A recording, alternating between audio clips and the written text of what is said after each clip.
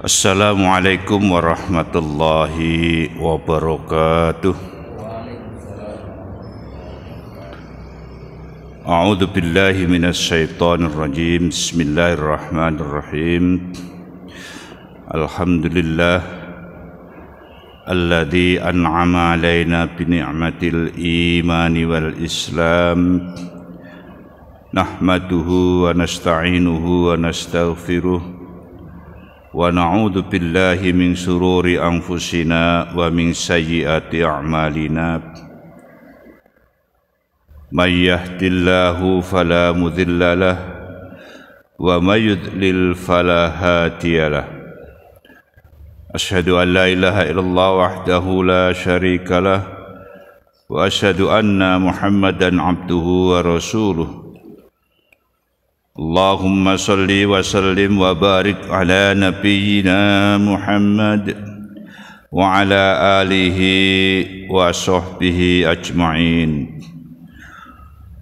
Rabbi shrah li sadri wa yassir li amri wahlul 'uqdatam min lisani yafqahu qawli. Amma ba'd. Jamaah Masjid Syuhada rahimakumullah. Puji syukur mari kita panjatkan kehadirat Allah Subhanahu wa taala atas limpahan rahmat, taufik serta hidayahnya sehingga pagi hari ini kita masih diberikan kesempatan oleh Allah hadir di rumah Allah ini, dan insya Allah kita berada di taman surganya Allah Subhanahu wa taala dalam keadaan sehat walafiat. Mudahan kesehatan ini terus Allah berikan pada kita sampai akhir hayat kita nanti. Salawat dan salam mari senantiasa kita sampaikan kepada junjungan kita Nabiullah Muhammad sallallahu alaihi wasallam. Beliau adalah manusia yang dipilih oleh Allah menjadi nabi dan rasul yang terakhir, dan barang siapa yang selalu mentaati beliau, insya Allah nanti akan dapat syafaatnya di hari kiamat nanti. Mudahan kita yang hadir dan keluarga kita nanti dapat syafaat dari Rasulullah sallallahu alaihi wasallam. Jamaah rahimakumullah, pada kesempatan yang berbahagia ini kemarin kita sudah menyampaikan materi tentang beberapa istilah tentang akidah. Kita perlu ulang-ulang Bapak Ibu, yang namanya akidah ini sesuatu yang sangat mendasar. Bahkan ada satu riwayat, kita harus meyakini dengan sifat Rahman dan Rahimnya Allah, setiap malam dosa-dosa kita itu diampuni oleh Allah, kecuali orang yang berbuat syirik kepada Allah Subhanahu wa taala. Jadi ini yang harus kita yakini Bapak Ibu, kita itu minta ampun atau tidak, dalam beberapa riwayat Allah mengampuni dengan sifat Rahman dan Rahimnya, kecuali kalau orang itu berbuat syirik. Nah, makanya akidah ini yang kita pelajari salah satunya adalah menjauhkan kita agar kita tidak terlibat dalam perbuatan syirik. Kemarin istilah-istilah akidah sudah kita sampaikan, ada diantaranya iman, ada namanya tauhid, ada namanya usuluddin, ada namanya ilmu kalam, dan ada yang namanya fikih akbar. Hari ini akan kita lanjutkan kajian kita, yaitu lingkup pembahasan akidah, atau dalam bahasa umumnya itu ruang lingkup pembahasan akidah. Jadi kita meminjam istilah atau sistematika dari ulama besar kita, yaitu Hasan al-Banna. Beliau menyampaikan beberapa ruang lingkup pembahasan akidah. Yang pertama adalah ilahiyah. Ilahiyah itu artinya adalah pembahasan tentang sesuatu yang berhubungan dengan Allah, seperti wujudnya Allah, nama-nama Allah, dan sifat-sifat Allah. dan lain sebagainya. Oleh karena ilahiyah yang harus kita kuatkan dalam diri kita adalah bahwa Allah itu memiliki kelebihan-kelebihan yang tidak dimiliki oleh makhluknya. Salah satunya kita mengenal dengan wujud Allah.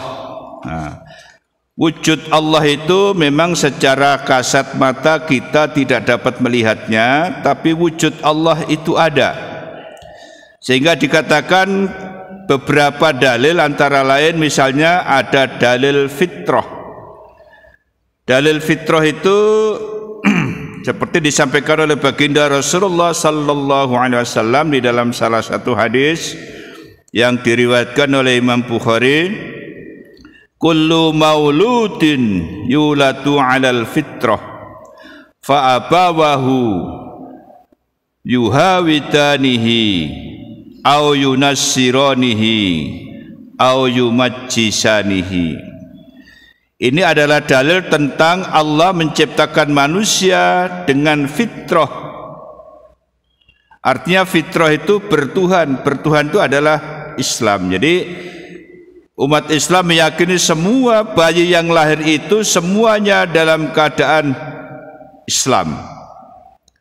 Makanya kalimatnya kata Nabi, kullu mauludin yulatu alal fitrah, setiap anak yang dilahirkan dalam keadaan fitrah.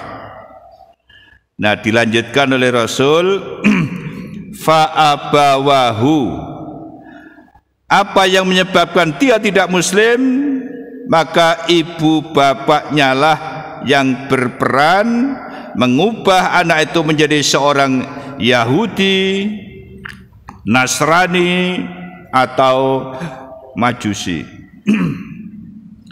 Jadi dalam riwayat ini sangat jelas sekali Bapak Ibu, ternyata peran orang tua itu sangat mempengaruhi. Makanya dalam konsep pendidikan itu dimulai sejak anak kita berada di rahim, itu harus sudah dimulai. Karena ini penting sekali. Kita juga sering melihat ada satu keluarga beda agama dan seterusnya. Jadi ini konsep pertama tentang wujud Allah. Allah menciptakan manusia dalam kondisi fitrah, yaitu Islam. Kalau ada yang mempermasalahkan, ada penjelasan sedikit. Nah, kenapa Rasul mengatakan seperti itu? Karena Rasul menyebutkan kedua orang tuanya lah yang bisa mempengaruhi keturunannya itu. Baik ia menjadi seorang Nasrani, Yahudi maupun Majusi. Oleh karenanya kita sebagai orang tua sangat menentukan sekali kemana anak keturunan kita ini. Apakah nanti menjadi orang Yahudi, menjadi orang Nasrani atau orang Majusi? Itu kata Nabi, yang menentukan adalah orang tua kita ini. Jadi ini contoh wujud Allah. Kemudian contoh yang lain, nama-nama Allah dan sifat-sifat Allah. Allah itu punya nama-nama Bapak Ibu. Di dalam salah satu hadis, nama-nama Allah ada 99 yang sering disebut dengan Asmaul Husna. Maka Nabi menggariskan dalam satu riwayat, yaitu Imam Bukhari dan Muslim, lillahi tas'atun wa tis'una isman mi'atun illa wahidah, kata Rasulullah. Sesungguhnya Allah itu mempunyai 99 nama, 100 kurang 1. Nah, ini Pak hebatnya bahasa Arab itu, kalau ada orang tidak paham 99, Nabi menegaskan 100 kurang 1. Nah ini Rasul itu luar biasa memberikan pemahaman kepada umatnya di akhir zaman ini. Kalau sudah kalimat seperti ini tidak bisa lagi dibantah Bapak Ibu. Maka Nabi mengatakan dalam lanjutan itu, la yahfaduhu ma'ahadun illa dakhalal jannah. Kata Nabi, tidaklah seseorang menghafalkan kalimat nama-nama Allah itu, Asmaul Husna itu, kecuali dia akan masuk surga. wa huwa witrun yuhibbul witra. Dia itu tunggal dan menyukai yang tunggal. Hadis riwayat Imam Bukhari. Maka hadis ini secara eksplisit Bapak Ibu, siapa yang mampu menghafalkan Asmaul Husna, tidak ada balasan lain kata Nabi kecuali dia masuk surganya Allah Subhanahu wa ta'ala. Nah sekarang permasalahannya, menghafal itu kayak apa? Apa menghafal kalimatnya saja, atau dipelajari artinya, atau diamalkan semua sifat-sifat Allah? Dalam beberapa buku yang kita baca, ternyata pemahaman menghafal supaya kita bisa masuk surganya Allah, di samping kita menghafal 99 itu, kita memahami artinya dan kita mengamalkan dalam kehidupan sehari-hari. Misalnya contoh saja, Allah itu yang pertama kan, Wallahul ladzi la ilaha illa huwar rahmanur rahim, al-malikul quddusus salamul mu'minul muhaiminul azizul jabbarul mutakabbir, dan seterusnya. Kita ambil yang pertama sajalah. Allah itu punya sifat, punya nama Rahman, Rahim, jadi maha pengasih dan maha penyayang. Artinya kita sebagai makhluknya, hendaknya kita itu juga punya sifat Rahman dan Rahim, ya pengasih, ya penyayang. Kita ini kan kadang mudah sekali mengatakan kasih sayang, ajaran kasih, ajaran sayang, tapi kadang prakteknya masih ada yang belum bisa mengamalkan bagaimana kasih sayang kita, terutama kasih sayang kita kepada Allah Subhanahu wa ta'ala. Maka diajarkan dalam beberapa materi, termasuk akhlak, bagaimana kita berakhlak kepada Allah. Salah satunya akhlak kepada Allah adalah kita mentaati semua aturan-aturan Allah. Salah satu contoh saja jamaah yang dimuliakan Allah, akhlak kepada Allah itu kalau kita ke masjid, kan Allah itu bilang, khudhu zinatakum inda kulli masjid, ambillah pakaianmu yang terbaik jika kamu akan memasuki tempat-tempat sujud atau rumah Allah ini. Kalimat ini kan sangat luas Pak. Yang terbaik ya menurut kita, mungkin pakaian model begini yang terbaik. Kalau kita pakai pakaian terbaik, niat kita karena mentaati Allah, berarti itulah akhlak kita kepada Allah Subhanahu wa ta'ala. Dan seterusnya itu baru contoh salah satu saja. Kemudian lingkup bahasan yang lain tentang akidah adalah ada yang disebut dengan nubuwah atau nubuat. Nubuat ini adalah pembahasan tentang segala sesuatu yang berhubungan dengan Nabi dan Rasul, termasuk pembahasan tentang kitab-kitab Allah, mukjizat Allah, karomah-karomahnya dan lain sebagainya. Jadi kita juga perlu menambah keyakinan kita Bapak Ibu, nubuwah kita tentang sesuatu yang berhubungan dengan Nabi dan Rasul. Kalau kita baca dalam beberapa kitab, Nabi itu sangat banyak sekali Bapak Ibu, namun ulama mewajibkan kita hanya 25 saja yang kita hafal. Jangan sampai 25 ini ada yang dah hafal, nanti takutnya kita pas meninggal didatangi salah satu malaikat kita tidak kenal. Seperti Nabi didatangi malaikat Israel itu kan, karena Nabi itu kenal, begitu kenal ya ngomongnya enak saja, dialog lagi. Ada apa Israel kau datangi saya ini sedang sakit. Setelah baca kita kan begitu. Karena kenal ngomong lah. Kalau kita tidak kenal, begitu datang langsung, hei siap-siap kamu, aku cabut nyawamu nanti. Kira-kira begitu. Makanya minimal kita mengenal nama-nama Nabi, nama-nama malaikat, nama-nama Rasul Allah. Siapa tahu nanti kebetulan didatangi mendadak nanti. Bahkan dalam riwayat kalau orang dicabut nyawanya terakhir sampai masuk liang kubur, di kubur itu ada riwayat yang mengatakan Nabi itu ada. Makanya yang ditanyakan oleh malaikat pertama kali di alam kubur itu adalah, kenalkah kau dengan manusia namanya Muhammad ini? Kalimatnya seperti itu. Ada yang menafsirkan Nabi itu ada datang di sana. Nah, ini artinya pentingnya kita mengenal nubuwah, nama-nama Nabi. Jangan sampai kita tidak kenal itu. Kalau nama Rasul hanya 5 saja Bapak Ibu.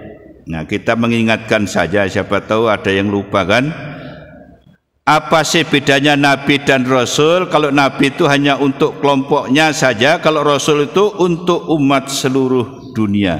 Makanya Nabi kita Muhammad sallallahu alaihi wasallam ini adalah penyempurna dari ajaran Nabi-Nabi dan Rasul-Rasul sebelumnya. Siapakah Rasul-Rasul itu? Yang pertama adalah Nabi Nuh, yang kedua Nabi Ibrahim, yang ketiga Nabi Musa, yang keempat Nabi Isa, dan yang kelima adalah Nabi Muhammad sallallahu alaihi wasallam. Kalau dulu kita diajarkan di sekolah itu nyingkatnya mim. Kalau bacanya dari kiri, kalau bacanya dari kanan mimin. Mohon maaf kalau ada namanya mimin, itu adalah nama-nama Rasul Allah. Jadi dibalik begitu. Nah, kemudian di samping itu kita juga tidak ada salahnya Bapak Ibu memperdalam kembali tentang sejauh mana pemahaman kita tentang nabi-nabi terdahulu. Ya paling tidak ya Nabi Adam lah kan. Kita harus kenal betul Nabi Adam, walaupun kita tidak ketemu sejarahnya, minimal kita tahu. Di dalam beberapa riwayat, manusia pertama penghuni surga adalah Nabiullah Adam. Nabi Adam ini sungguh luar biasa Bapak Ibu. Ada cerita juga, kalau nggak ada iblis ini kita nggak ada di dunia ini Bapak Ibu. Karena pengaruh iblis dan izin Allah itu, maka kita ada di dunia ini Bapak Ibu. Kalau dulu Nabi Adam dan Ibunda Hawa di surga terus, ya kalau punya anak kita nggak tahu apakah ada kita itu. Maka dalam riwayat Nabi Adam itu umurnya lumayan Bapak Ibu, 930 tahun. Jadi kalau ada umatnya Rasul melebihi 100, bisa jadi umatnya Nabi Adam ini sampai 900 tahun Bapak Ibu. Makanya kita sering berpesan kepada jamaah, usia ini Bapak Ibu tidak usah kita minta-minta, sudah ada jatahnya oleh Allah. Di Lauhul Mahfuz sudah dicatat itu. Yang penting kita yang pas itu ya minta sehat sampai akhir hayat kita. Itu yang sangat penting sekali itu. Kemudian kalau kita baca tipe-tipe lagi yang lain, Nabi Adam itu ternyata tinggi badannya Bapak Ibu itu dalam hadis 60 hasta. 60 hasta itu kalau dihitung dengan meteran kita 27 meter. Nah, mungkin Masjid Syuhada ini kalau dipakai salat Nabi Adam itu susah berdiri di sini Bapak Ibu. Nah, itu umat-umat terdahulu, gambaran kita umat-umat dahulu itu besar-besar dan tinggi-tinggi badannya itu. Kemudian ada lagi kita kenalkan nabi-nabi yang punya kelebihan. Sebetulnya semua nabi itu punya kelebihan, cuman yang ada kaitan dengan kehidupan kita saja. Setelah Nabi Adam ada Nabi Idris. Idris itu dalam riwayatnya manusia pertama yang bisa membaca dan menulis. Ada yang tanya, siapa gurunya? Langsung Allah Subhanahu wa ta'ala. Kalau Nabi itu kan dapat wahyu pertama, tidak bisa baca, tidak bisa nulis. Jadi Nabi itu memang buta huruf. Tapi Nabi Idris adalah manusia pertama yang bisa membaca dan menulis. Kalau ada yang tanya bagaimana nulisnya, pakai apa, nanti aja itu jawabannya panjang itu. Nah, yang penting kita yakin bisa membaca dan bisa menulis. Kan membaca itu nggak harus dengan buku. Dulu kan belum ada percetakan Pak. Membaca situasi alam itu baca sudah. Kemudian dalam riwayat yang lain Nabi Idris juga manusia pertama yang bisa menjahit. Kan ada yang tanya Pak, di mana pabrik kainnya itu? Nah, jadi banyak orang mempermasalahkan, kan zaman Nabi Adam sama Nabi Idris kan lumayan sudah manusia jumlahnya sudah bertambah terus itu. Dan beliau Nabi Idris adalah ahli astrologi Bapak Ibu. ahli menghitung, ahli perbintangan. Jadi ternyata nabi-nabi dahulu langsung dapat ilmu dari Allah Subhanahu wa taala. Kemudian selanjutnya ada Nabi Nuh. Siapa yang tidak kenal dengan ceritanya Nabi Nuh ini Bapak Ibu? Nabi Nuh ini adalah terkenal dengan kesabarannya. Apa kesabarannya? Dalam riwayat singkat, Nabi Nuh itu Bapak Ibu masih muda diperintahkan Allah menanam pohon di atas bukit lagi. Nanam pohon di atas gunung lagi. Karena Nabi Nuh ini orang yang taat dengan Allah, ya ditanam saja. Setiap sebulan tanamannya itu diukur Pak, ya dirangkul gini kira-kira kan. Berubah terus, dan umatnya itu sampai bingung. Ini Nabi Nuh ini stres kah? Pohon tiap hari dirangkul. Ternyata Nabi Nuh itu mengukur besarnya itu. Kan begitu dalam riwayat. Akhirnya pohonnya sudah besar, Allah perintahkan pohon itu untuk ditebang dan dibuat kapal kalau bahasa kita sekarang. Lagi-lagi perbuatan Nabi Nuh ini dihina-hina oleh umatnya pada waktu. Tapi Nabi Nuh sabar, tetap ia laksanakan membuat perahu itu. Bahkan dalam riwayat perahu itu sudah jadi. Tidak main-main Pak penghinaan kepada Nabi Nuh ini. Perahu yang dibuat berbulan-bulan itu udah jadi. Mohon maaf kalau bahasa kita itu Pak, diberaki orang banyak sampai penuh perahunya itu. Mungkin kita kan ngomong kurang ajar, tapi Nabi Nuh tidak ini. Apakah ini petunjuk dari Allah?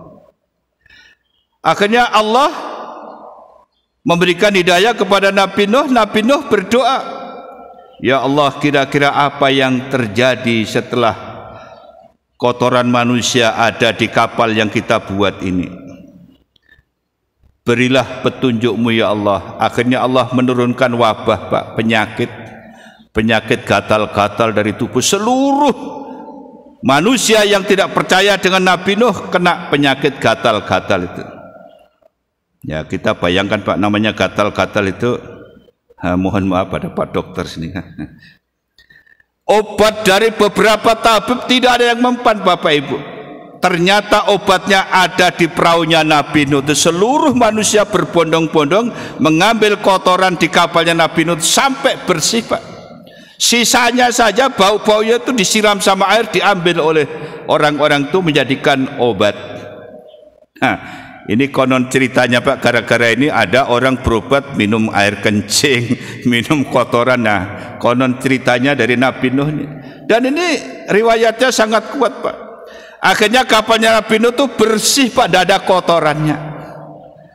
Sudah begitu pun masih tidak percaya kalau Nabi Nuh itu seorang Nabi dan Rasul Allah. Coba kurang apa Pak? Bikin obat manusia sedunia hanya dari kotorannya sendiri, kira-kira baunya bukan main Pak, berbulan-bulan tuh memenuhi kapal itu. Sudah begitu tidak percaya lagi. Akhirnya Nabi Nuh berdoa lagi kepada Allah, ya Allah, alamat apa lagi ini umat saya ini? Sudah engkau beri obat, kau beri penyakit, sudah sehat, masih lagi tidak percaya kepada saya ya Allah. Jadi Nabi Nuh ini sabar saja. Akhirnya berdoalah karena umatnya yang sudah tidak karu-karuan. Akhirnya doanya Nabi Nuh dikabulkan Allah. Turunlah hujan yang lebat. Terjadilah banjir bandang pertama kali di dunia, yaitu sejak zaman Nabi Nuh. Dan dihimbau umatnya itu, wahai umatku yang mau selamat, silakan masuk di kapalku ini. Tidak semua orang Pak, termasuk anaknya ada yang tidak mau juga. Jadi akhirnya dalam riwayat singkat, semua yang masuk di kapalnya Nabi Nuh ini ada hewan-hewan Pak berpasang-pasangan tuh dalam cerita itu. Itulah yang selamat itu. Maka dulu dalam riwayat dunia ini Pak satu saja, gara-gara banjir Nabi Nuh ini, maka pisahlah Kalimantan dengan Sulawesi dengan Pulau Jawa. Dulu tuh gandeng saja tuh. Karena setelah diteliti memang tanahnya jadi satu aja di dasar laut itu. Nah ini tambahan pengetahuan sedikit aja kan. Kemudian Nabi Nuh karena kesabarannya itu umurnya ditambah oleh Allah menjadi 950 dan menjadi Rasul yang pertama kali, Bapak Ibu. Jadi bedanya Nabi dan Rasul itu, kalau Nabi kesabarannya kurang, kalau Rasul kesabarannya banyak. Nah, gitu kira-kira. Sabar tadi Nabi Nuh itu. Karena selamatlah seluruh manusia di muka bumi ini yang ada di kapalnya Nabi Nuh. Maka dalam riwayat sampai saat ini kira-kira kita ini Pak turunan Nabi Nuh nih. Nah, karena yang hidup itu Nabi Nuh. Nah, tentunya dari Nabi Adam juga lah gitu kan. Jadi ini pentingnya kita meyakini hikmah nubuah kita, pembahasan tentang bagaimana kita mengenal Nabi dan Rasul untuk kita yakini. Orang yang taat kepada Allah saja kadang dibantah orang, Bapak Ibu. Jadi kalau kita menengok sebuah kepemimpinan, kurang apa hebatnya Nabi Adam, Nabi Idris, Nabi Nuh tadi itu, umatnya masih tidak percaya.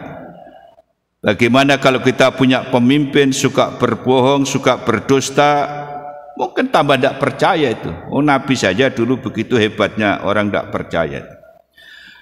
Itu nubuah. Kemudian nubuah itu juga Nabi dan Rasul termasuk pembahasan tentang kitab-kitab Allah, mukjizat-mukjizatnya Allah.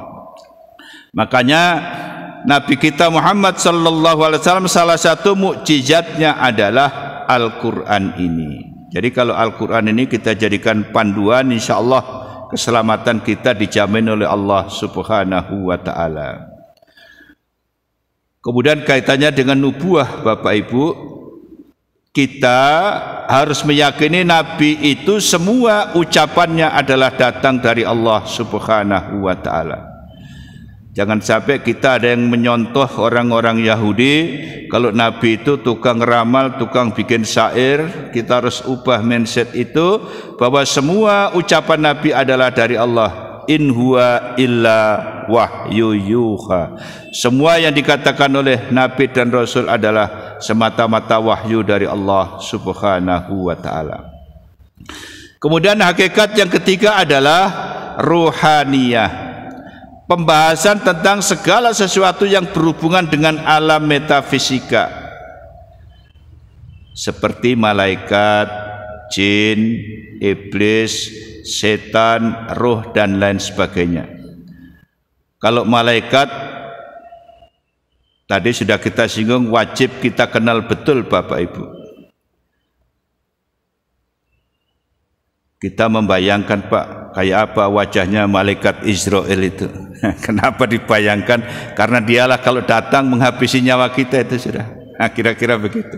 Nah, sekarang dalam pemahaman kita tentang malaikat, kita harus yakin dia adalah makhluk gaib. Yang namanya makhluk gaib itu kita tidak lihat, tapi makhluk itu lihat kita. Seperti iblis dan setan itu, Bapak Ibu.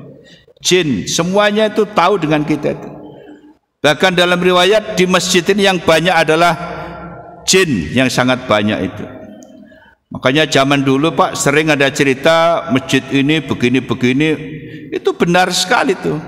Karena dulu masjid jarang didatangi orang, maka yang datang situ adalah kelompok jin saja tuh. Siapa yang mengganggu wilayahnya jin, ya siap-siap aja akan diganggu oleh jin itu sendiri tuh. Kemudian hebatnya setan ini, Bapak Ibu, karena setan, iblis, dan jin itu satu kompi saja itu. Karena tugasnya yang berbeda, maka namanya yang berbeda itu. Setan itu, Bapak Ibu, jangan dikira tidak percaya kepada Allah. Setan itu percaya kepada Allah, bahkan dia Allah langsung. Coba bayangkan di dalam ayat misalnya kan, wa idh qulna lil malaikati isjudu li adama fasajadu illa iblis. Di saat Allah menciptakan Nabiullah Adam, itu di surga diperintahkan Allah, berilah hormat kepada Adam. Semuanya hormat, Pak, penghuni surga itu, kecuali iblis. Apa kata iblis? Ya Allah, enggak salahkah engkau menyuruhku hormat kepada Adam? Itu di Quran, Pak. Sedangkan kau ciptakan aku dari api, engkau ciptakan Adam dari tanah, kalau tanah itu saya bakar, habis itu. Maka tidak pantaslah kalau saya hormat kepada Adam, dia saya bakar itu habis. Itu hebatnya iblis itu ngomong sama Allah itu. Bilang Allah dalam riwayat di ayat yang lain, wahai iblis, kamu tidak mau hormat kepada Adam, gak masalah, tapi tolong tinggalkan atribut surga ini sekarang juga. Bilang iblis, siap ya Allah, tapi saya minta 2 hal saja. Nah ini yang Allah Maha Pemurah dan Penyayangnya tadi itu. Bilang Allah, apa iblis? Ya Allah, berikanlah saya dan keturunan saya sampai hari kiamat gak ada yang mati. Makanya gak ada kematian setan iblis itu Bapak Ibu. Maka di akhir zaman ini jumlah iblis, setan, jin semakin banyak. Karena kalau ada ulama-ulama yang mempelajari tentang kesetanan, keiblisan, kejinan itu, kalau beranak Pak, lebih dari 1000 itu sekali beranak. Bagaimana jumlahnya kalau akhir zaman itu? Dan berilah Adam beserta keturunannya nanti, jangan kau kasih umur panjang-panjang, kasih mati dia, supaya enggak banyak-banyak umatnya nanti. Bilang Allah, baik iblis, kasih izin permintaanmu itu. Apa yang kedua kata Allah? Wahai Allah, karena engkau sudah mengusirku dari surga, berarti tempatku di neraka.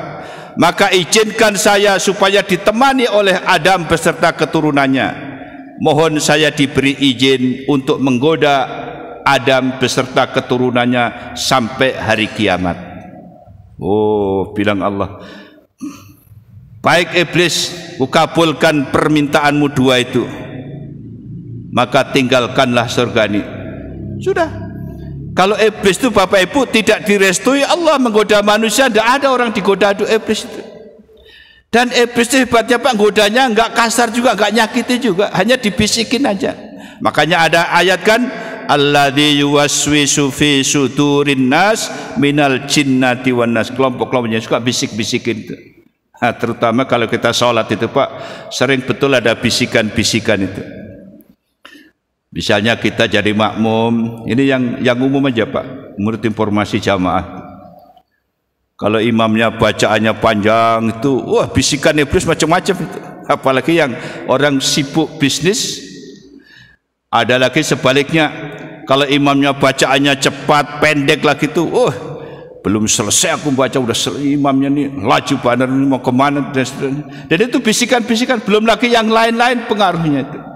Jadi itu kaitannya dengan kita meyakini bahwa tugas-tugas iblis menggoda kita itu memang resmi dari Allah Subhanahu wa taala.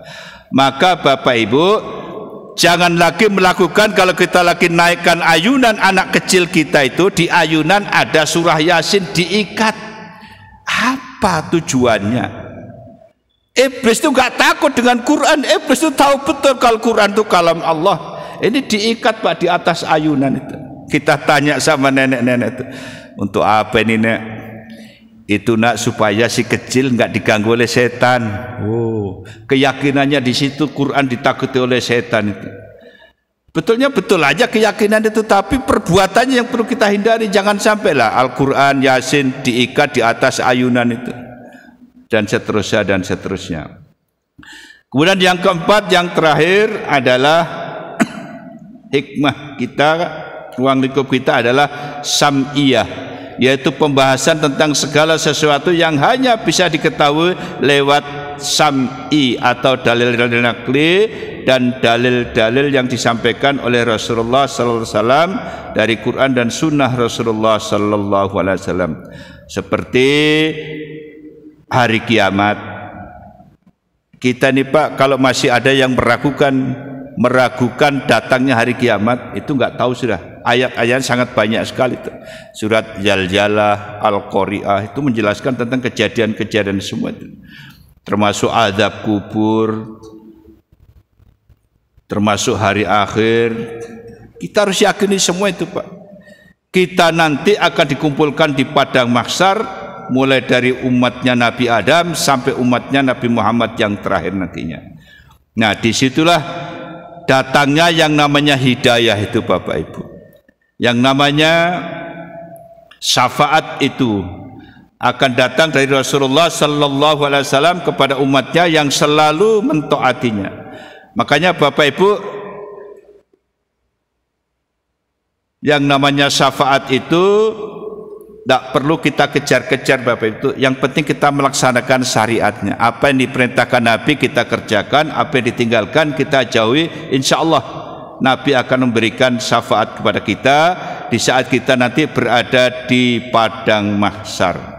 Di sanalah kita memerlukan syafaat karena semua manusia kumpul jadi satu tanpa pakai busana, alasnya bagaikan kaca marmer, matahari tingginya dengan sepenggala saja. Kita bisa bayangkan dalam riwayat itu ada orang yang berkeringat Bapak Ibu sampai ujung kepalanya hilang lagi.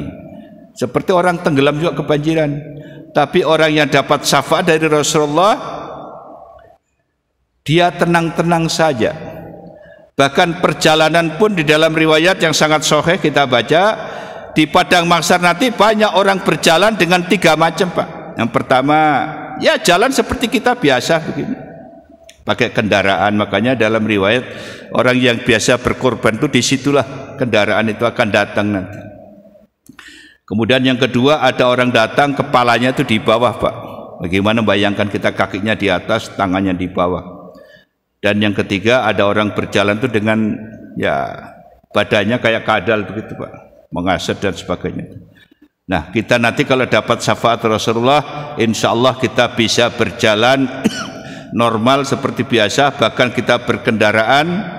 Makanya Bapak Ibu yang punya kelebihan harta, kita itu dianjurkan berkurban, karena salah satu gunanya adalah nanti menjadi teman kita di padang mahsyar nanti. Ini yang dapat kita sampaikan Bapak Ibu, kurang lebihnya mohon maaf. Hadanallahu wa iyyakum ajma'in, fastabiqul khairat. Assalamualaikum warahmatullahi wabarakatuh.